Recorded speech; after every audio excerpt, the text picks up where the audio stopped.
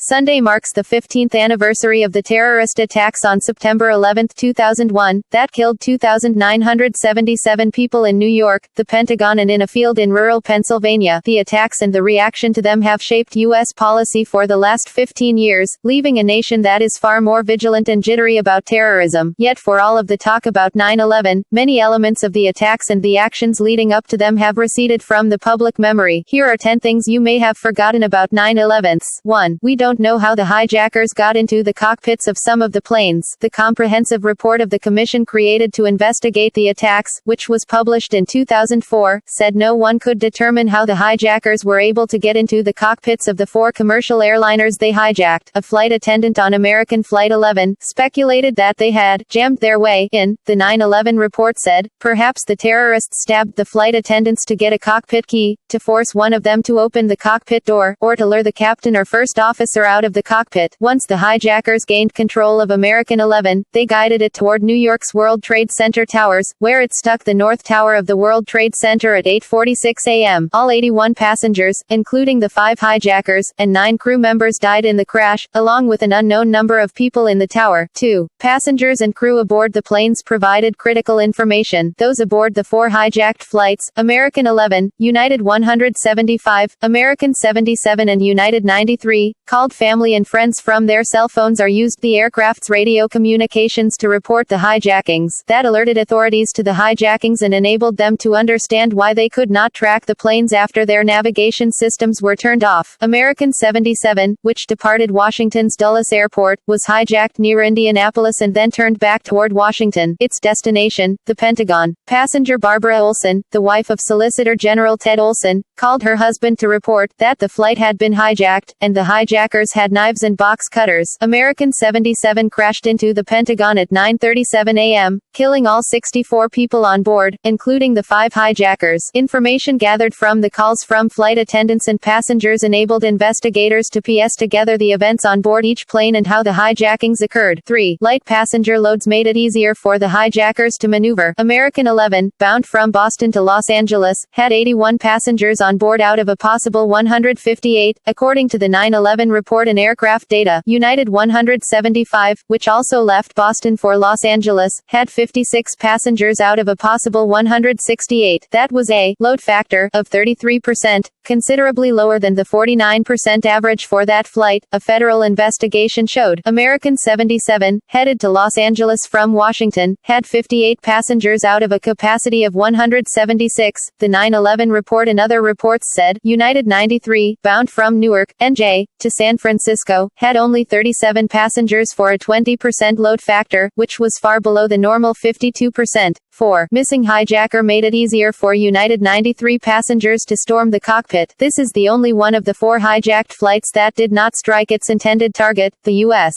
Capitol. Some of that is because it was the only one that had 4 hijackers instead of the 5 that took down American 11, American 77 and United 175. The operative likely intended to round out the team for this flight, Muhammad Al-Qahtani, had been refused entry by a suspicious immigration inspector at Florida's Orlando International Airport in August, the 9/11 report said. As the passengers were just seconds away from getting into the cockpit, the hijacker at the controls crashed the plane in an empty field in Shanksville, PA, just 20 minutes flying time from Washington. The Manhattan skyline and the Twin Towers of the World Trade Center are shown from Jersey City in this March 2000 photo. Mark Lenehan, AP. 5. The World Trade Center had been targeted before. New York's World Trade Center held an iconic status for terrorists even before 9/11. Shortly after noon on February 26, 1993, a bomb planted in a van parked in the center's underground parking garage exploded, killing 6 people and wounding more than 1,000, the 9/11 report said. The bombing signaled a new terrorist challenge, one whose rage and malice had no limit, the 9/11 report said. Ramzi Youssef, the Sunni extremist who planted the bomb, said later that he had hoped to kill 250,000 people. 6. Vice President Cheney ordered United 93 to be shot down. Before the passengers forced the crash of United 93, Secretary, then Vice President Dick Cheney gave the approval for the plane to be shot down before it could reach Washington, the 9/11 report said. The Vice President authorized fighter aircraft to engage the aircraft, the report said. However, the report added, the Air Force fighters that were airborne at the time probably would not have found and reached United 93 in time. Military officials have maintained consistently that had the passengers not caused United 93 to crash, the military would have prevented it from reaching Washington, D.C., the 9/11 report said. That conclusion is based on a version of events that we now know is incorrect. 7. Earlier plots also targeted commercial aircraft. Ramzi Youssef, who planned the 1993 World Trade Center bombing, had planned a massive attack on 12 U.S. airliners over the Pacific in 1995, the 9/11 report said. Youssef worked with his uncle, Khalid Sheikh Mohammed, to devise the plot, the report said. Mohammed later became one of the masterminds of 9/11. Youssef was arrested in Islamabad, Pakistan, on February 7, 1995, after an accomplice turned him in, the report said. The Manila plot was never carried out. 8. The U.S. worked on multiple attempts to kill Osama bin Laden before 9/11. The CIA and other agencies developed a plan to capture bin Laden in early 1998, the report said. That was delayed and then revived, but it was hampered by concerns from military officials about relying on Afghan tribal leaders. Then National Security Advisor Sandy Berger was concerned about what would be done with bin Laden if he was captured and whether the evidence against him could lead to a criminal conviction in a U.S. court. After the U.S. embassies in Kenya and Tanzania were bombed on October 8, 1998, President Bill Clinton authorized cruise missile strikes against bin Laden's compound in Afghanistan. He survived but was later killed by a Navy SEAL team in May 2011. 9. The CIA warned President Clinton about hijackings in 1998. In the Dec. 4, 1998, President's Daily Brief from the CIA, the agency told Clinton that bin Laden preparing to hijack U.S. aircraft and other attacks. The plan, the agency said, was to hijack the planes to gain the release of Youssef and other terrorists, the 9/11 report said, but the agency had no firm information, and the hijackings did not take place. Throughout December